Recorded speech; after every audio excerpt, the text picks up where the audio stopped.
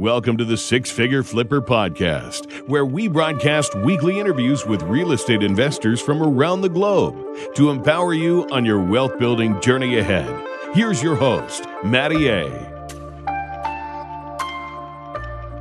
What's going on, guys? Welcome back to the Six Figure Flipper. Got a great success story, a great investor all around. Mr. Chris Salazar, 23-year-old rock star who really had all of the odds stacked against him. When you think about it, right? Fresh out of college, broke, not a lot of experience, not a lot of wisdom, not a lot of resources, and yet the hunger is there.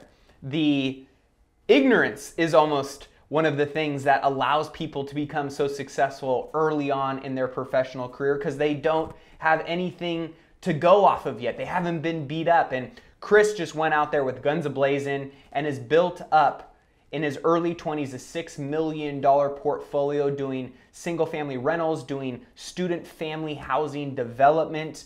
And we talk a lot about his journey of how he's overcome a lot of the obstacles that he's faced, how he found this path, how he built up his database of mentors and of funding and of all the resources that he's been able to leverage to going out and having the success that he has had. So if you have any interest in building a rental portfolio, of scaling the mentors that you have access to, and if you're interested in development and what that can look like, you're gonna enjoy this conversation that we had today. Before we jump in, if you haven't downloaded our guide yet, the top 25 real estate investing reads, you can either get that by texting the word REI reads.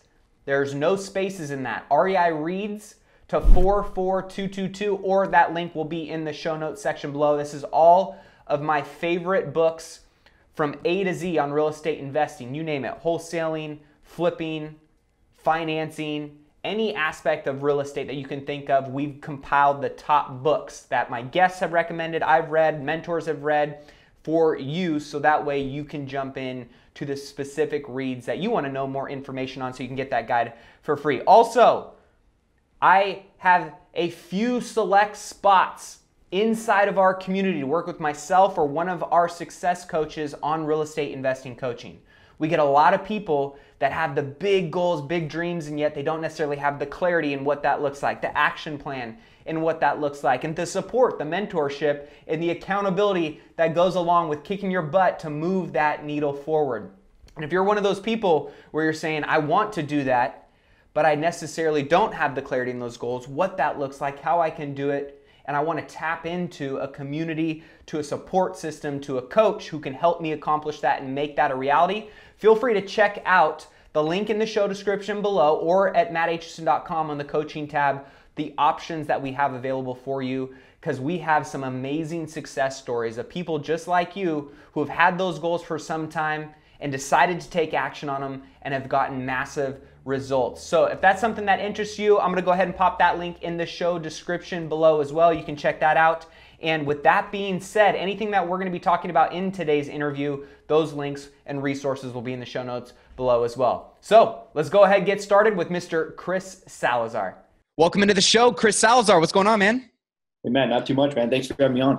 We were just talking about this nice backdrop you got behind us. If you're not watching this on video, Chris has got a pretty nice view. Where's your office located at? Just so we know exactly what we're looking at right now, but it's pretty close, right by Navy Pier here.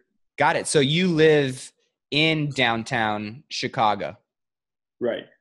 Awesome. Yep, I live in downtown, and my market is in the Quad Cities, which is about 3 hours west where I went to college. Got it. Okay. So do you commute a lot to where you're? I go back probably once a month. Okay. Not too much. Probably more with this new development that we're working on, but yeah, not for now. I mean, it's just been once a month or so. Cool. Well, I always love meeting fellow millennials and just young badasses who are crushing it in the real estate space. And I would love for, all the listeners to get a better idea of who you are and kind of your backdrop and what led you into real estate in the first place. Yeah, man. So I started, I was a sophomore. It was spring break. All my friends were going, on these vacations. I couldn't afford to go. So I might as well. I felt like, okay, I'm going to go to the bookstore, pick up a book. I picked up Rich Dad, Poor Dad. Completely shifted my mindset. I didn't put the thing down. I read it in one sitting. Shifted my mindset, and brought me to realize like, hey, I need to build my asset column. I need to, get on the real estate investing stuff. So I started listening to podcasts on Bigger Pockets. I started, reading really any book I can get my hands on, all these blogs, everything like that. So from there, I went and started a real estate investment club on my campus because they didn't have anything like that. It's a small liberal arts school in the Midwest, and they barely had, a business school. So to bring this to campus was pretty cool, and to get other guys involved in something that I was really passionate about, or at least I thought I was at the time. It turned out I was, but to get them involved was pretty cool as well. It was like around the same time Wolf of Wall Street was coming out, so I felt like I was leading a wild pack like that. It was pretty cool. Were you like tossing midgets around in the break room and chanting and screaming? And we would have been kicked off campus, I think, if we did that. Yeah, right. But yeah, so from there, I got into wholesaling. It was lowest barrier to entry type thing for us. So I did my first deal when I was 20. So I did a quick wholesale deal, and I made $7,000, and I was like, wow, shit's pretty cool. So I started. And you were still in school at that time? Yeah, I was a junior. Got it. Right before Christmas break, we closed it, and I think throughout college I did like 6 or 7 more of those. So from there, I realized I went to school for an accounting and finance major. I did an internship after junior year, hated it. I was auditing benefit plans as boring, just terrible work. The people that I worked with were even complaining about it. So I was like, this isn't for me. I can't live like this. And so from there, I worked for a guy in the Quad Cities in my market. He was flipping 20 to 30 deals a month.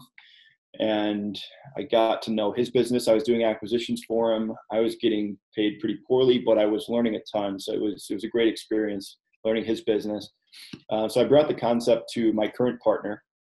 And, we started our partnership back in end of October 2016, right a few months after I graduated college.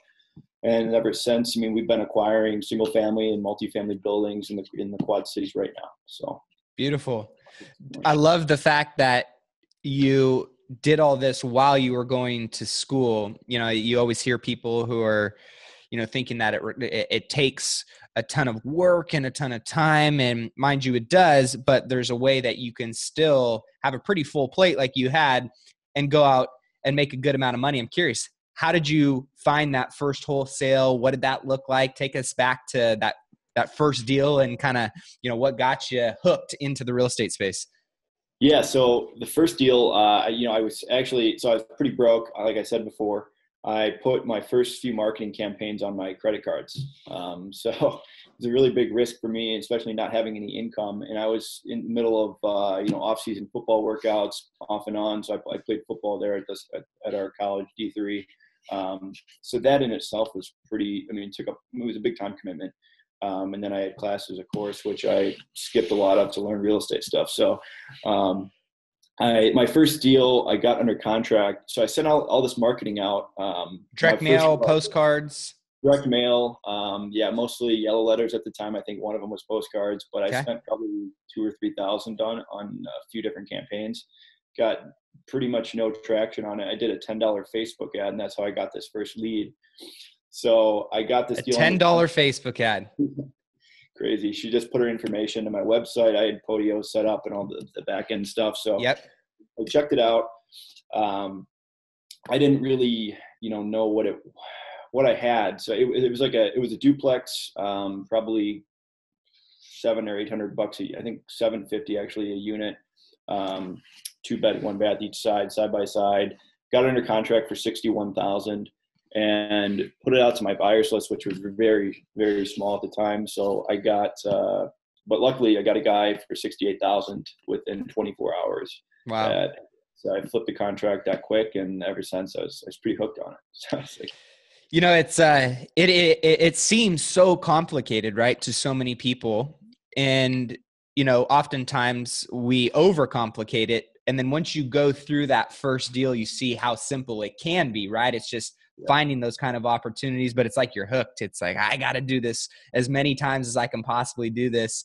And that's how I got into real estate as well, was wholesaling. when the Invitation Homes and the Blackstones and the US Homes, the big funds were coming in during the foreclosure boom. I had just gotten out of school, and very similar story, working for another guy, making absolutely no money, seeing how much money I was making him. And I was like, I think I should probably start doing this for myself. Yeah. But when you start seeing how easy it is, right? When you get kind of behind the curtain and realize that it's really not that complicated, there's just a few maybe gaps that you got to fill. The unlimited earning potential becomes really exciting in the real estate space. So how did you graduate from the wholesaling space to kind of getting into that next tier of real estate and stepping up, right? Graduating out of being a wholesaler. Yeah. So in my market, there was, I was just having trouble finding good deals. There's a lot of property that's pretty dilapidated. So I really, I just couldn't, I couldn't afford to do all the marketing that I needed to do to find, all the deals that I wanted to. So I just partnered with another guy who was this guy that I worked for. I was doing acquisitions for him. He was paying for all the marketing. I would get like a small cut of every deal, but I got the experience of talking to sellers and, really kind of understanding how to structure different kind of deals. The best areas in our market to target for the rentals and for the flips, and just how to run the acquisition side of the business, how to buy property correctly. I learned that really quickly. I think I worked for him for about 4 months. And then I went to Sean Terry conference in Phoenix. And from there, I was like, all these guys were doing so well. And my boss, at the time, he actually paid for me to go down there.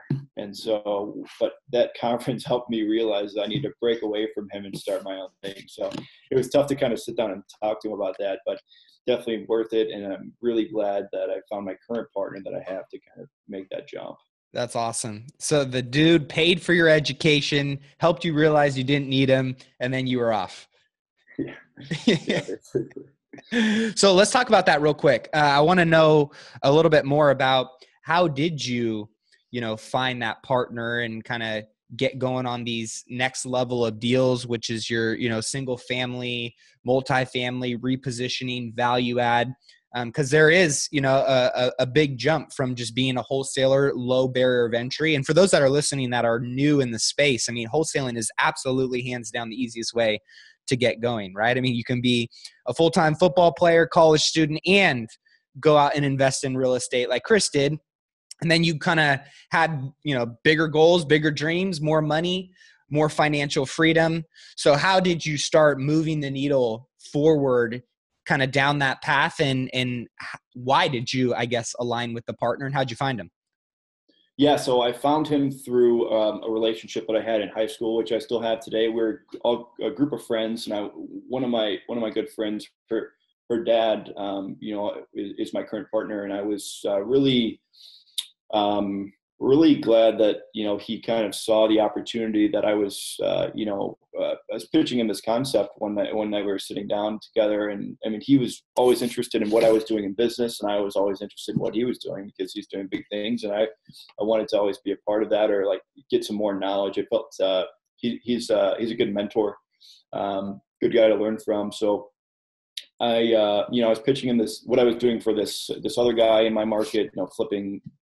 I was getting 5 or 6 homes under contract every month for him. And so, we kind of just, it was a really good fit for the both of us. He was looking for another opportunity, and I was, looking to get started, and kind of, I had this opportunity so it was a perfect fit. But it was, through networking and personal relationships, and really just, I made a point that, whenever I speak with somebody who would be a potential investor, or, somebody who I just wouldn't even maybe consider as a potential investor, I always, tell them what I do in real estate, or, not just maybe just so blatantly, maybe more subtle or something like, just, put it in the back of their mind that I'm in real estate and I can potentially, be a good partner for them. So that was how I kind of did it with my current partner, and he's, it's worked out great ever since. So we're just building a pretty strong portfolio. Nice. Yeah. I've always found that, we call it the reticular activating system of turning that person's brain on to the fact that you're in the space, you have opportunity, and there might be some opportunity for them, right, to be involved in that in some capacity if they have any interest. But if you're not having those conversations, if you're not, opening that door for them, they don't have the ability to walk through it, right? So I tell every new investor, and really every seasoned investor at the end of the day, you eat, sleep, and breathe real estate investing, right? And so you need to let everybody in the world know that, because you never know who's going to bring you a deal. I had somebody, kind of cool story. I was in a grocery store, and the clerk had seen one of my live Facebook videos of me doing a walkthrough at a property, and her aunt had a house that they needed to sell. So Facebook live video to a random store clerk to her aunt to selling me a property. But it's one of those things, right? If you're not constantly putting it out there and promoting it and telling everybody what you do, people just don't know. So you have to promote those kind of opportunities. And just by doing that, you landed yourself a capital partner. And you guys now have how much of assets under management in your personal portfolio? About 6 million currently. We're closing on another building soon. I think it'll be worth about 2.5 million after it's rehabbed. Beautiful. And you're how old, buddy? 23. 23 years old, guys. 23 years old. He's got a $6 million portfolio. And you've done this in what time frame, just so people can really wrap their head around this? Yeah. So I started company back in October of 2016. So it's just been about probably a year and a half. And what would you say has allowed you and your partner to cover the amount of ground that you guys have covered? What's the secret sauce, or is there a secret sauce? You know what? It takes, a ton of hard work. For me to get started, I had to put in a ton of hours, probably, 14 to 16 hour days when I initially got started for several months straight. And just to build the teams that I have in place now, so I can run the operation from Chicago. And initially I was planning on staying there a lot longer, but I wanted to be in an area where there's just a lot more opportunity. Chicago is where I grew up initially. So I wanted to come back, and all my friends were here, and, I just felt like there was a lot more opportunity for growth here in Chicago rather than a small tertiary market in the middle of nowhere kind of. You mentioned a few things in regards to you were grinding, right? And I remember I was probably in the beginning when you're new. That's if you're not getting deals and working on your deals, what do? You educate yourself, right? So you can round off that knowledge base and understand and pick your niche and decide what area you want to invest in and all those different things, right? So tell me a little bit more about where you were spending that 14 to 16 hour days. For all those people that are kind of just getting started, what were you grinding on during that time frame where you're really building up your knowledge base? Yeah, so for me, it was pretty hands-on. So the first month, I think in November, between November and December, we closed on 10 to 12 houses. So for me, I was just starting all these rehabs and getting the right teams in place and interviewing all these contractors and getting a really quick and dirty hands-on experience with these projects. But one of the things that helped me kind of expedite that growth was just building key relationships. So right now, I have a team in place. I have a property management team in-house that takes care of everything in terms of maintenance, in terms of all the residents we have. I have a project manager who looks over each GC that we have. We have about 5 general contractors on these jobs. We're doing between 5 and 10 units typically in any given month. So it took a while to get through several contractors and, figure out which ones were the right fit for us, which ones were honest people and trustworthy people.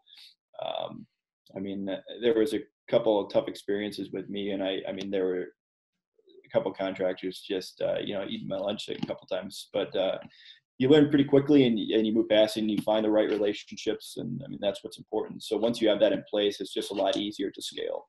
Yep. Failing forward is the key, right? Is to fail as fast as you can without getting your entire lunch eaten, right? I was going to ask you, and you kind of alluded to it a little bit, but what was one of those, big learning lessons first starting out, whether it was, working with a contractor and you would have done something differently there or in any capacity? What was one of those, lessons where you're like, man, I got beat up today. I'm stinging a little bit, but you learn from it. And obviously you leverage that learning opportunity to grow moving forward.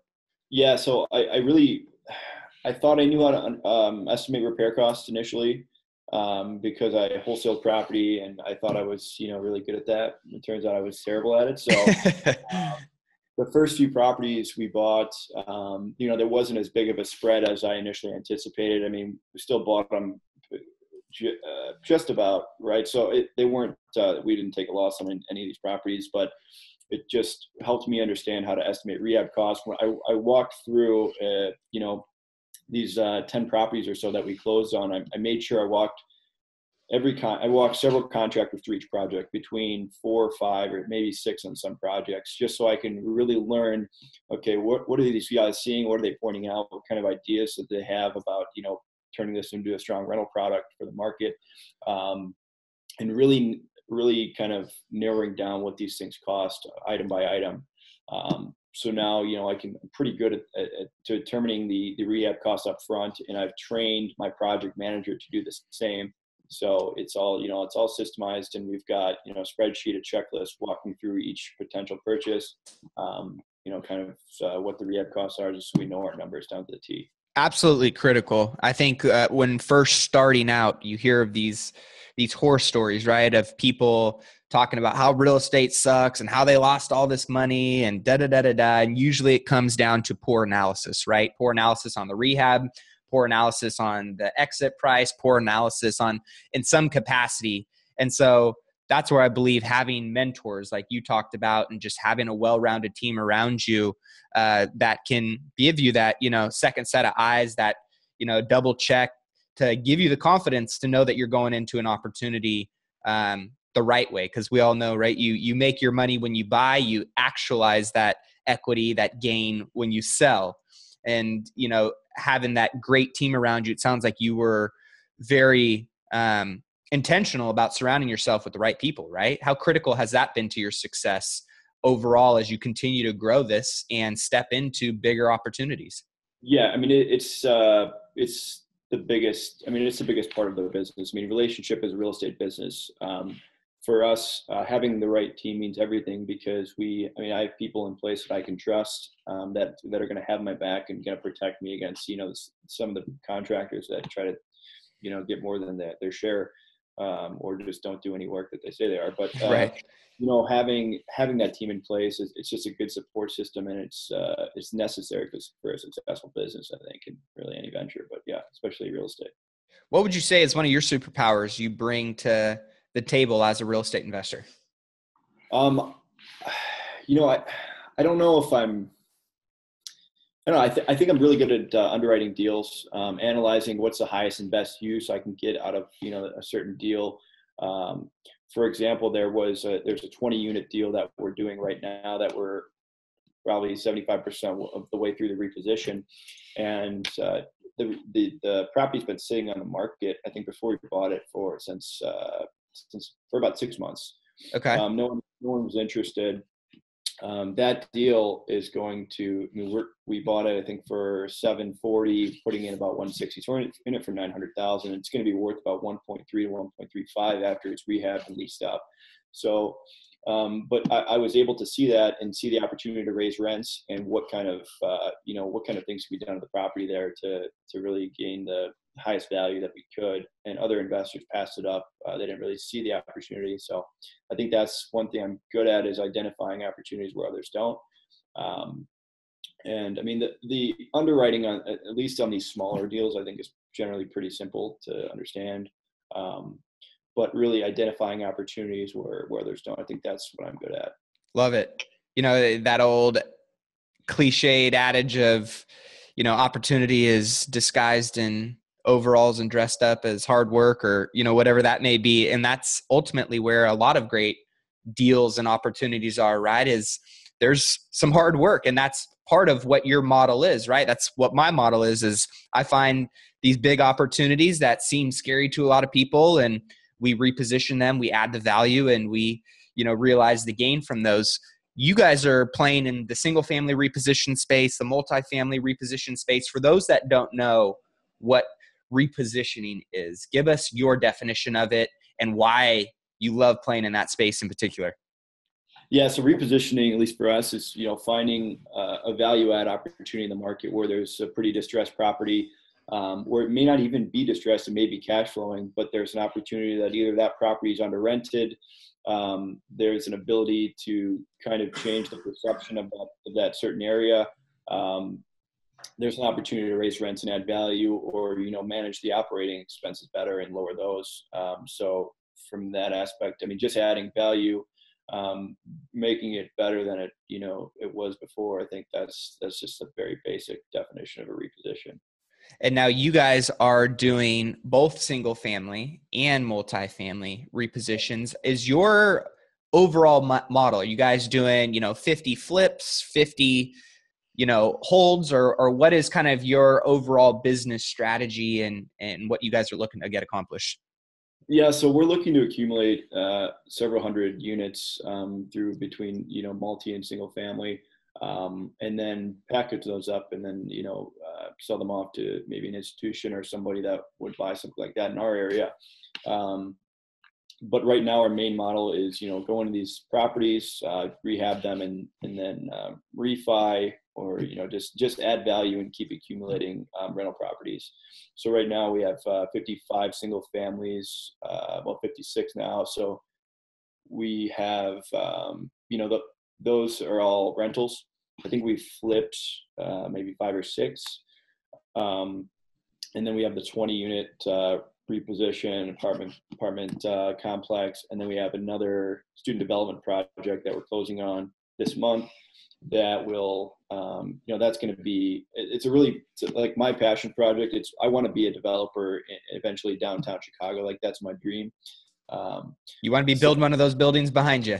Absolutely. It's motivation every morning when I wake up. So yeah, you got your personal vision board right out your window. Yeah, absolutely. So but this project is it's a really dilapidated 20 unit building. It's all 1 unit bedrooms. The guy that initially had it wanted to make it into just low income housing like it was before. It's a block away from campus, and I don't know how really nobody else jumped on this opportunity, but we're making it into high-end luxury student rentals. So we're going to kind of gut the whole inside. It's a 2-story building. It's about 12,000 square feet total. We're going to change it into 12 4-bedroom suites for these college students, kind of like a dorm style, but a little bit more space than dorms. And also there's going to be something that's never been done on our campus at the school that I went to at Augustana College. We're going to put on a rooftop patio with like kind of a beer garden concept up there, along with 6-unit penthouse where the elevator is going to open up right into the unit. So that's the game plan right now. So seeing an opportunity like that and being able to envision, that plan is, I guess, like we said earlier, is what I'm good at, and the highest and best use for the building, rather than making it low income housing, and the value is probably about 1/3 of what it would be. I mean, if we went with that strategy. You got the vision, man. You got the vision. So there's 2 key questions that I know most people are always wondering, right? Where are these deals? How do you find them? What's your lead gen look like? And then once you do find them, how are you guys structuring the financing for it? How are you bringing it all together? Yeah. So on some of these things, I'm getting a lot of referrals. So we have 85 units in our market right now. So even with that, kind of small of a unit number that we have, we're one of the bigger operators in the market in terms of single and small multifamily. So I get a lot of referral leads from that. People know that I close deals, so I have a reputation of whenever I sign a contract, I'm going to close on that deal. So I think that's important especially when you have a lot of wholesalers who just don't know what the hell they're doing, or just don't really care. They will get into a deal, they'll sign the contract, they'll walk on really anything if it doesn't work. So that's not what I do. If I sign the deal, then I'm going to close it.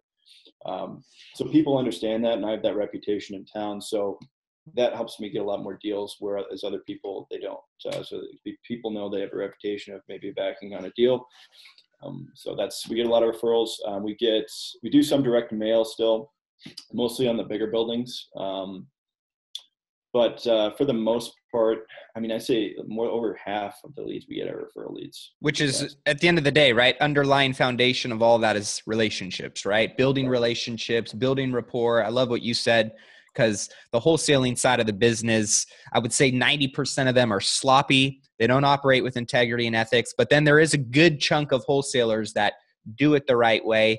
And if you have enough, rapport and credibility, and you show up the right way, you're going to align yourself with those quality people who have great opportunities, and they're going to know, right? You're going to perform, you're going to make them look good. So that's a key part of the equation of kind of keeping that lead flow channel coming and open, is knowing that they can trust who they're sending that opportunity to. And if you give them the green light, they know it's a green light, right?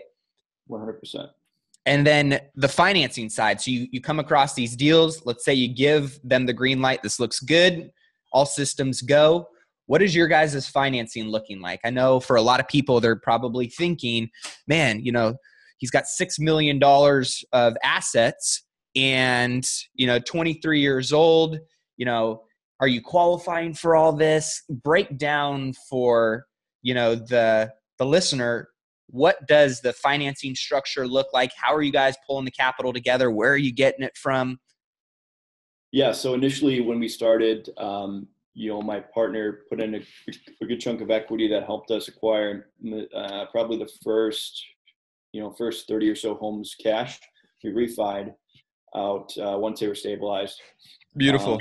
Generally, we were able to leverage up, 5 to 10% more. So we're able to leverage up to 80%. We were into these things for maybe 70%. So we were able to build with that extra cash that we were able to refi with.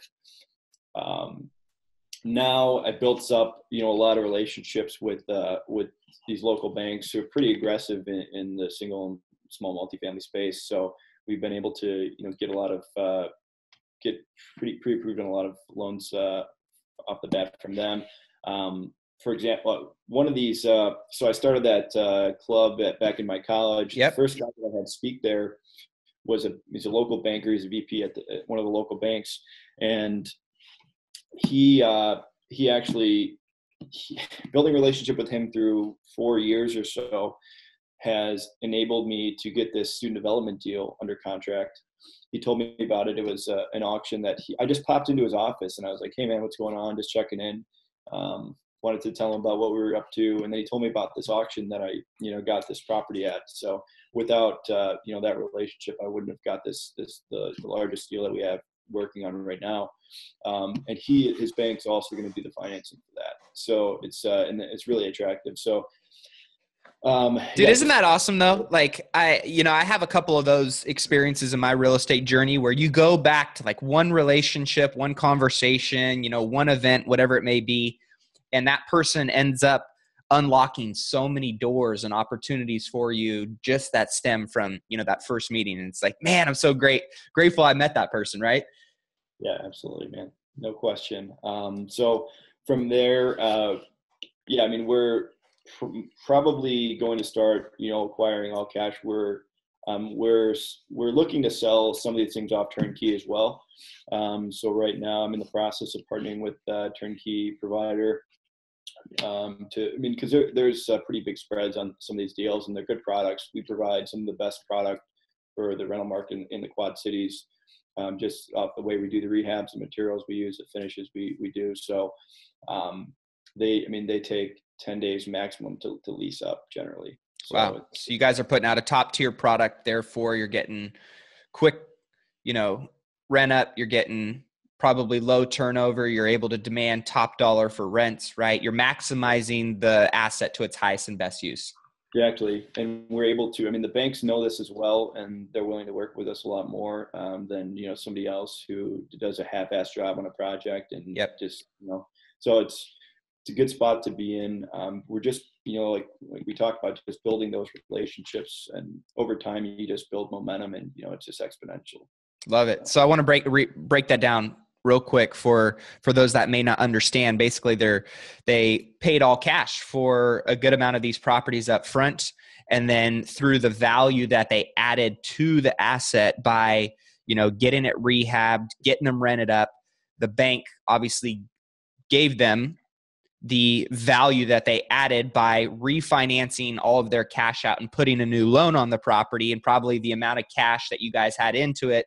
Like you said, let's say it was a $100,000 house and you only had, 70,000 into it, and they gave you 80,000. Not only did you get your 70 back, but you got 10 on top of that, tax-free, that you were able to now go and redeploy into other areas, which is brilliant. And so, there's a lot of different strategies that you guys can see are out there and available for you. You got to get creative. You got to understand what market you're playing in, what your competition's like, what your exit strategies are. But this is just one beautiful strategy that Chris and his partner have leveraged to go out and jump into some of these bigger projects. So I got to ask you, brother, you kind of talked a little bit about it, but what's your big vision for the future? Yeah, man. So I have, I really like the idea of creating just a ton of passive income through building a portfolio.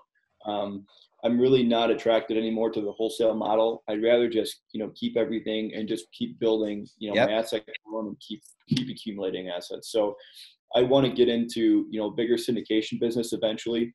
Start, taking down bigger buildings, bigger apartment complexes where we can add value. I know that's a really hot commodity right now to do that.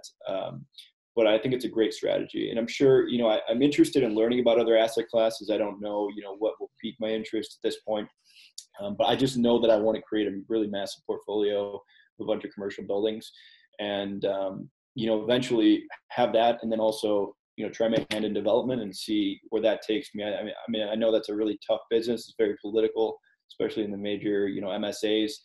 But I'm, just really passionate about building projects. And that's why the student development deal is really, it's awesome to me. I'm so pumped about it. But that'll be like the start of my, my development career, I guess. And so from there, I just keep building momentum and making relationships and just growing this portfolio. And I think it'll all, come together really well. Well, I'm excited for you, buddy. If you're past 24 months or any sign of what the future holds for you, brother, it's going to be a big, bright one. So for those that, may want to know a little bit more about some of the tools and the resources that you use in your business, give me a breakdown of maybe one or two or three of the best books, softwares, tools that you guys just can't live without. Yeah. So I spend a lot of time on personal development and goal setting. So like I know where I want to be, like especially in like 3 years, I have my goals, and then I reverse engineer like what I need to do, down to day to day, basically. But I mean, in terms of a tool, I would just say always be learning. I don't have a specific tool. Like I like reading like Tony Robbins books. I like Tim Ferriss. I like, Tools of Titans a lot. I have that by my nightstand, and I'm just always reading that. But, always keep learning from other guys that, I don't know who gave me this advice, but you take advice from people you want to trade places with potentially. So I like to study people who have, a lot of success, and especially in the real estate business in my niche. I'd say do that. Do that as much as you can, build those relationships. I think those will be the biggest tools. Your network is a huge toolbox for you. And, you can just help other people, give to get. So give the value to other people, and I think you'll get it back, a ton as well. So that's kind of what I've been focused on. And so I'm starting a podcast as well, and I'd really love for you to be on it too. But it's just to connect mentors with millennial guys. So just to kind of expedite their growth process and really help them, get situated quicker and, just grow a lot quicker than if they try to do it themselves. So. Well, I love what you're up to, man. And I'm sure a lot of other people are excited to watch your journey and continue to learn from you and connect with you as well. So for those that want to learn a little bit more about what Chris has going on, his podcast, Millennials and Mentors, sounds like it's getting up and running. And if they want to connect with you, what is the best platform or space for them to reach out? Yeah, email is probably the best. I'm pretty quick at getting back to people. So yeah, just contact me through email or my cell, which is on my website as well. So I'm generally pretty available, and I like helping people get started and giving out advice, even though I have 1.5 years of experience actually. So I like just learning and growing with people and just guys who are like-minded like us, just, building that momentum and, getting after it in real estate investing. It's a great thing. And it's just, the financial freedom and there's so many different benefits down the road. It's just you can design your own life as you know, with real estate. So, so powerful, and it's great to, talk to other guys, like us who are pretty like-minded and focused and pretty driven. So love it, man. Final question for you for that first, that first 6 months, that new investor, taking yourself back into that space, that mindset. What's your best piece of advice for somebody to really get that first win out of the gate in the first 6 months? In the first 6 months, I just say, be prepared to work your ass off. It takes, most people want to treat it like a hobby.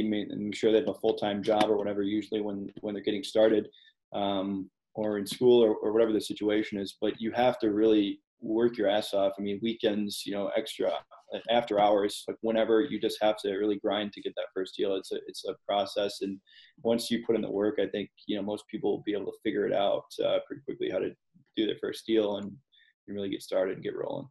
Chris, it's been a pleasure, brother. Best of luck to you, man. Hey, thanks, man. Thanks again. Appreciate it. All right, well, that does it for this interview with Mr. Chris Salazar. Really excited for that kid and just fired up to see how someone who is very, very, very passionate about what they do can pair it with making an income. And that is what real estate investing has done for so many people all around the world. Has not only allowed them to enjoy what they do, but to also unlock freedom, financial freedom, while doing it. And if this is something that is of interest to you, be sure to check out all the tools, resources, freebies, anything that was mentioned in the show will be on mattaitchison.com in the show notes, or you can check those out in the show description below as well. Now, if you haven't subscribed to the podcast yet, I highly recommend hitting that subscribe button on iTunes or subscribing to the YouTube channel, where we're releasing new interviews, new content, new tutorials, new checklists, all kinds of cool stuff for everybody inside our community. So with that being said, that's all we got for this week. We got a great episode coming up for you next week. Be sure to tune in. And if you have any questions, any comments, be sure to post those in the comment section below on YouTube. I will circle back around and answer you on there as well. Until next time, I'll see you guys on the flip side.